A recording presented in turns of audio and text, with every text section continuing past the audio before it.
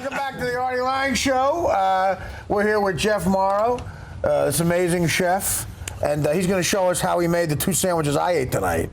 Real quick, how do we do this? All right, beautiful. So I got some nice, some steak here, some top round. Oh, that looks good. Some top sirloin. You can use something nice and not too fatty. Yeah. Slice it really thin into what I call steak tenders. Right. Like chicken cutlet, chicken tenders. And you put in the Feb station. You could bread anything in a Feb station. Right. Flour, egg, breadcrumbs. That's beautiful. Right? You get it, season it all up, right? Layers of seasoning. Once you have them nice and Is that breaded. a unique thing where you put the steak and use it like chicken cut? Like you bread it like a chicken you know, cutlet? like in Chicago we do it and it's the size of like, you know, a coffee table. Right, but here we're going to make it a little smaller because a lot of people can't fry that large. We put in the hot oil, bubbles up, right? We fry it perfectly and we move on, right? You always kind of let it drain a little bit. Yeah. Let all that oil come out. And then we build it. So here I have some homemade tomato focaccia. Yeah. Which is amazing. Smell it. It's unbelievable. No, I know, it's unreal. You had it, right? That's homemade. You make it? We make it, yeah, it's our recipe, but my man Vince here from the Food Network Nice made it. job, So he Vince. stayed up till 3 in the morning last night doing that, drinking. Much obliged. Beautiful. So we got some homemade sauce here that I'll show you. So easy to make. Some jarred roasted red peppers. Right. Throw it in there. Some smoked almonds.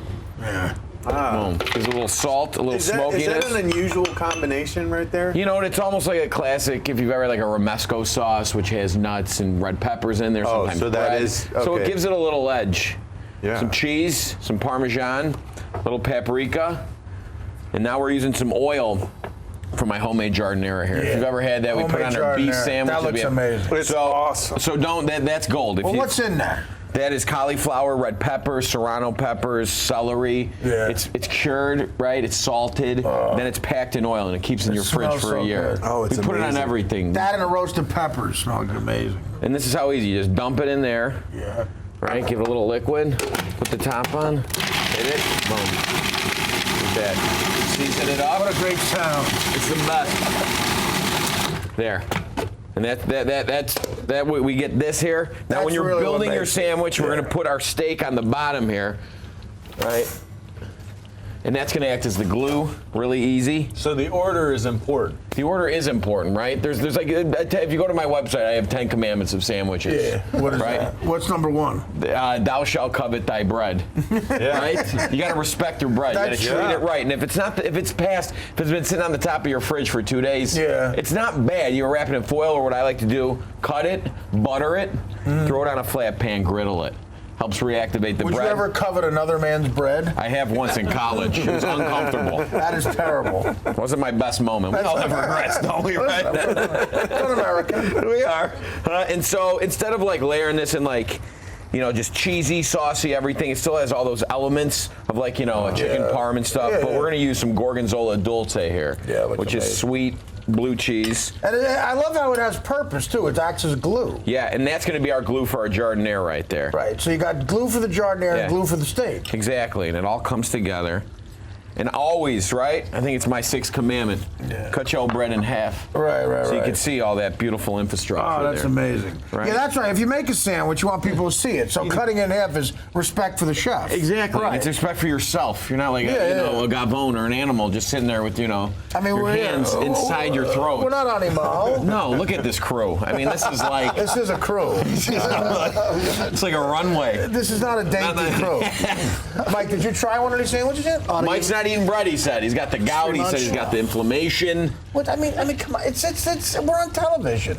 I'm afraid if I give it to him, his ankle's just going to swell to the size of a globe. It may fall off. It's worth I had 2 of them. I'm stuffed. There's not enough cherry juice in Manhattan. It's worth one bite. Have one I don't know, bite. man. That focaccia, it's a gateway bread. Oh! Really? What do you think it's going to You lead got to to? be careful.